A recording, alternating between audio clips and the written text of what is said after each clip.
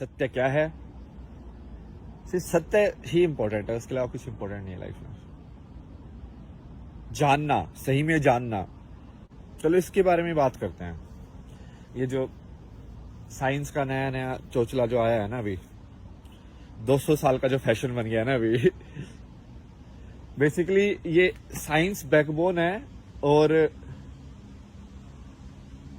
क्या बोलेंगे उसको, मेटेरियलिस्टिक सुख जो होते हैं, मेटेरियलिस्टिक को क्या बोलते हैं, भौतिक, हाँ, भौतिक सुख की आगे तुम्हारे वो लटका रखी है, क्या बोलते हैं, गाजर और साइंस उसकी फाउंडेशन है। तो बेसिकली एक वो फोटो आती है ना जिसमें गधे के ऊपर एक इंसान बैठा हुआ है और वो अपने सामने ही गाजर लटका रखा है उसने ऐसे, ठीक है, और वो भाग रहा है गाजर को देख के, जबकि वो गाजर उसने ही लटका रखी है, मतलब सामने, वो उसको कभी पकड़ ही नहीं पाएगा। इसका भारत में ना एक और एग्जाम्पल भी बहुत पुराना है जो मेरे को बहुत, और आई थिंक बहुत सारे लोगों को दिल पे टच किया है। वो एक कस्तूरी हिरण वाला एग्जाम्पल, कि कस्तूरी हिरण जो होता है कि वो उसकी इतनी अच्छी सुगंध आती है और वो भागता रहता है। अब इसमें मुझे एक फ्लो लगा कि एक तो पहले तो लोगों को कैसे पता कि उसको पता नहीं है, मतलब कस्तूरी हिरण को हो सकता है पता हो यार, मतलब वो ऐसे ही भाग रहा हो बजे में, किसी ने ये तो सोचा ही नहीं। सब ऐसे सोचते हैं कि वो हिरन वो उसको ढूंढ रहा है खुशबू को, वो उनका इंटरप्रिटेशन है। तुम ऐसे देख रहे हो उसको, तुमको हिरन से तो बात की ली तुमने 1-on-1 कि हिरन भाई तू क्या क्यों भाग रहा है दोनों केस पॉसिबल है वैसे उसमें, बट वो पहले वाला केस ज्यादा रोमांटिसाइज किया गया है क्योंकि वो ना जानने की जगह से आता है ना, कि हम नहीं जानते हैं। चलो इसकी बात करते हैं कि मैं ये जो सच जानना है, ये सब है, ये जो इतना इसका पूरा जो प्रोसेस है, ये ऑब्जेक्टिव तो है नहीं। ऑब्जेक्टिव नहीं है मतलब कि इसको बाहर से तो तुम कोई मापदंड तो है नहीं। अरे यार देखो, वैसे भी किसी सोच का मापदंड हो ही नहीं सकता। कभी कोई जज इस चीज पे रूलिंग दे सकता है कि मैंने क्या सोचा है? दे सकता है क्या? हो ही नहीं सकता ना। जिस दिन तुम विचार को एज इट इज पकड़ना सीख जाओगे साइंस, उस दिन मैं बोल दूंगा कि मैं प्रूफ भी दे दूंगा तुमको। समझ रहे हो? क्या तुम विचार को पकड़ सकते हो कि मैंने इस पेड़ को देख के मैंने क्या सोचा? एग्जैक्टली बताओ। तो वो विचार तो है ना, लेकिन तुमको पता है विचार है, बट क्या उसका भौतिक है प्रूफ? कोई क्या भौतिक तरीके से उसको किसी एक्सपेरिमेंट के थ्रू प्रूफ किया जा सकता है? तुम इलेक्ट्रिसिटी देख सकते हो, तुम ये ट्रूथ या फॉल्स बता सकते हो कि हाँ इस बंदे ने लड़खड़ा के बोला, पैटर्न निकाल के, बट एग्जैक्टली विचार क्या है उसका वो बताओ। जबकि वो भी एनर्जी की मूवमेंट है, उसका भी एक सिग्नेचर है। जैसे इलेक्ट्रिक मैग्नेटिक वेव्स का, लाइट वेव्स का सिग्नेचर है, वैसे उसका भी एक सिग्नेचर है, बट तुम उस सिग्नेचर को पढ़ नहीं पा रहे हो। ठीक है, वो सिर्फ अंदर से पढ़ सकते हो तुम। तो इसमें फिर दिक्कत क्या होती है कि अब जैसे मान लो मेरे से कोई क्वेश्चन पूछेगा, ठीक है कि भाई तू एनलाइटन है क्या? भाई तू क्या मिल गया भाई तेरे को? भाई तो ऐसी बातें क्यों कर रहा है? क्या हो गया तेरे को? पागल हो गया क्या तू? क्या ये एनलाइटमेंट किस चक्कर में पड़ गया? या ऐसा कोई भी क्वेश्चन बेसिकली इंडिया में मान लो कि पूछे, क्योंकि इंडिया में एक्चुअली ज्यादा डिसबिलीव या जो भी है, डिसबिलीव भी नहीं बोलेंगे, मतलब इग्नोरेंट ज्यादा है लोग अब आज के टाइम में। उनके दिमाग में वो किसी चीज को जानने की क्यूरियोसिटी नहीं बची है किसी के दिमाग में। मतलब बचपन से ही उन बच्चों को ऐसे ढाल दिया जाता है कि बस तुम पैसा कमाओ, ये करो ये करो। वो ऐसे होते ही नहीं कि यार ये कहाँ आ गया मैं, चलो मैं इसको एक्सप्लोर करता हूँ या जानता हूँ मैं कि क्या चक्कर है, क्या है ये नारी क्या होती है। वो एक उसको एक इमेज दे दी कि ये फीमेल जो होती है वो उसका ये रोल होता है सोसाइटी में कि हाँ वो तुझे उससे शादी करनी है, और फिर वो ऐसे ऐसे तुम ये कर लेना वो कर लेना, 2-3 तरीके से कहानी जा सकती है, और बस वो उसी को मान लिया उसने। नहीं, फिर नारी बहुत कुछ हो सकती है भाई, तुमको क्या मतलब, रिश्ते तो तुम्हारे ऊपर है ना बनाने के। मतलब कल को यदि हम नया कंसेप्ट ऑफ फैमिली निकाल दे कि भाई पापा के भाई को चाचा बोलने के बजाय कुछ और रिलेशन निकाल दिया हमने, ठीक है। जैसे मुस्लिम लोगों के फैमिली के रिलेशन अलग होते हैं, हिंदू लोगों के अलग होते हैं, ऐसे हर जगह के अलग अलग है। बट भारत के तो सारे लोग अब इतने ही ज्यादा वैसे अनपढ़ टाइप के हो गए हैं, मतलब कि उन लोगों को वो वर्ल्ड को देख ही नहीं रहे हैं कि जीवन जीना जरूरी नहीं है कि भाई ऐसे ही हो। मैं आपको अपना एक्सपीरियंस बताता हूँ। मैं जब घूम रहा था ना, जैसे कुछ बॉर्डर के जो गांव वाँव है ना, वहां पे आई थिंक अभी भी होता होगा। और ये दिक्कत क्या है ना कि ये लोग अब बताते ही नहीं है, जो कि ये मेन स्ट्रीम मोरालिटी बहुत ज्यादा हो गई ना। तो मेन स्ट्रीम मोरालिटी होने की वजह से कुछ भी, और ये हमने वेस्ट से लिया, ये मेन स्ट्रीम मोरालिटी वाला ये यहाँ पे ज्यादा होता है। यहाँ पे प्रोपेगेंडा कर करके ये पहले सिगरेट का प्रोडक्ट बना देते हैं, ठीक है, सिगरेट का प्रोडक्ट इन्होंने ही बनाया। टोबैको का यूज तो भारत में कितने सालों से है भाई, तंबाकू कितने सालों से यूज कर रहे हैं हम, ठीक है। अलग अलग तरीके से लोग कभी हुक्का बनाते, कुछ ये बनाते, अलग अलग मशीनें या जो भी है, ठीक है। बट इन्होंने क्या किया, उसके अंदर केमिकल उनको पता था ये एडिक्टिव है, लोगों को फटाफट कैपिटलिस्टिज्म के नाम पे बेच बेच के आदत लगा दी, सबकी कैंसर वैंसर करा दिया।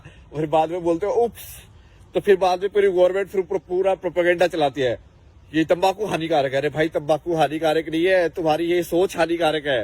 तंबाकू तो इतने टाइम से था, लोग पागल नहीं हुए तुम्हारी तरह ऐसे किया उसके, तुम उसको बेच बेच के, बच्चों को बेच बेच के, आदत लगा लगा के, और फिर उससे पैसे कमाओ। समझ रहे हो? सोच का फर्क है ना भाई। और ये अब ये इंडिया में भी यही चलन हो गया। इंडिया में भी ऐसी होता है, मेन स्ट्रीम मोरालिटी बना दी गई है कि ऐसे ही हो सकता है। और ये दोनों साइड, मतलब जो भी 2 या 3 जितनी भी साइड है, सारी साइड एक्चुअली यही कर रही है इंडिया के अंदर। तो जो बस वो कुछ चीजों में मतभेद कर देती है, जैसे कि इन्होंने ये साइंस को मेन स्ट्रीम मोरालिटी बना लिया है, ये लेफ्ट वाले जिनको बोलते हैं, ठीक है, उन्होंने साइंस को मेन स्ट्रीम मोरालिटी बना लिया है कि साइंस हमारा भगवान है। अब वो भी सच नहीं है, ठीक है। अब दूसरे वाले लोगों ने क्या किया कि उन लोगों ने ये, क्या बोलूं मैं, मतलब नकली भी नहीं है यार, अब वो उसको बोलना बहुत ही क्रिटिकल है ना। आजकल तो भाई स्पीच के ऊपर ही लोग जेल वेल करा देते हैं, ध्यान से बोलना पड़ता है सबको सोच समझ के। भाई कुछ ऐसे मेरी गलत इंटेंशन है, मैं तो सारे शब्द वापस ले लूंगा, ठीक है। कोई बुरा मत मानना भाई। मैं तो साथ में सोच के कि सबका कुछ मिले, सबको ना भला हो।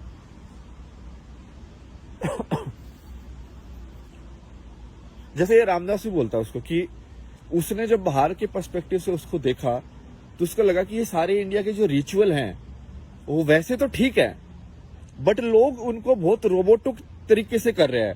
मतलब उसके अंदर की वो चली गई, भावना चली गई है। नमस्ते तो लोग कर रहे हैं बट अंदर से गाली दे रहे हैं। तो भाई ये जो नमस्ते का जो रिचुअल था, जिसके अंदर एक्चुअली बहुत पावर थी, ये एक्चुअली में योगा टाइप का ही पोज है ना, एक मुद्रा है, मतलब समझ रहे हो, हाथ की एक मुद्रा है ये।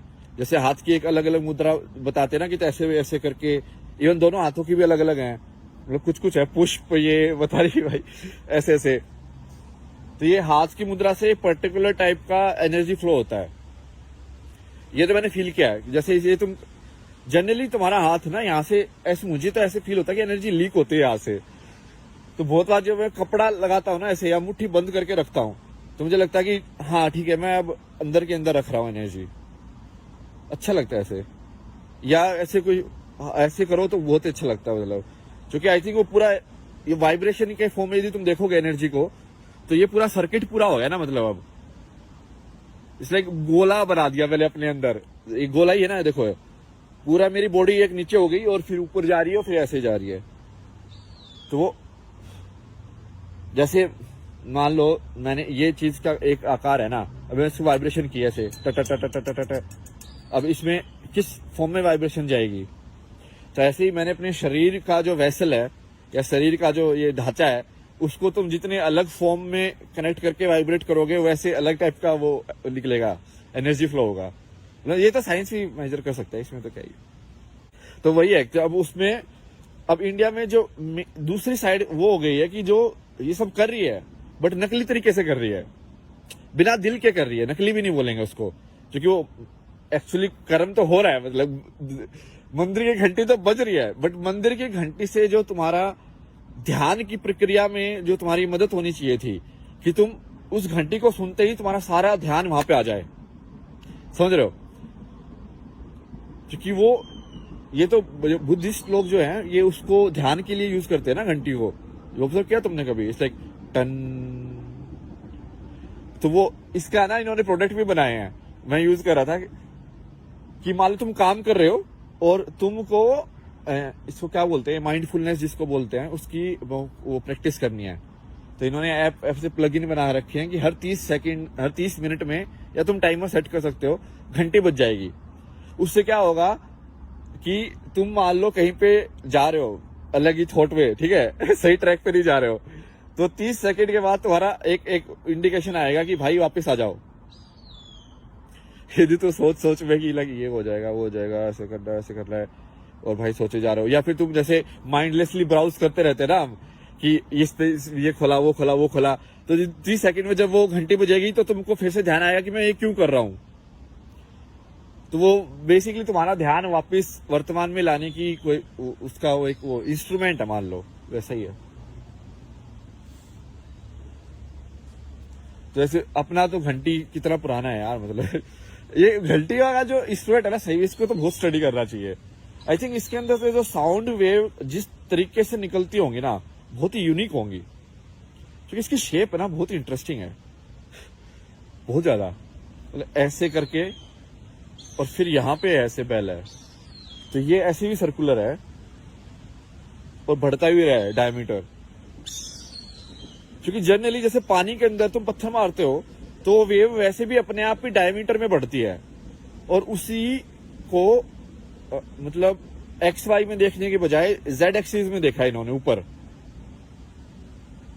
कि यदि वो वेव ऐसे करेगा और ऐसे बढ़ेगी, तो यदि वो ऐसे बढ़ रही है ये ऐसे भी चल रही है, और 2 एक्सिस में मूवमेंट यदि उसकी हो रही है एनर्जी की, तो कैसे जाएगी।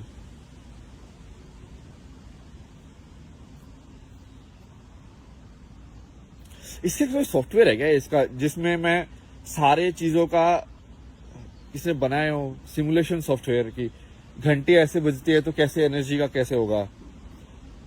बन तो सकता है यदि वो मेटल की प्रॉपर्टी के हिसाब से, कि ये मेटल यदि अपने आप से इतनी फोर्स से मैं टकराऊंगा तो जो साउंड वेव कितनी फ्रिक्वेंसी की निकलेंगी, बन तो सकता है। मैं इतना पढ़ा ही नहीं यार इंजीनियरिंग में मैं ज्यादा ध्यान था ना इसमें फोटोग्राफी में।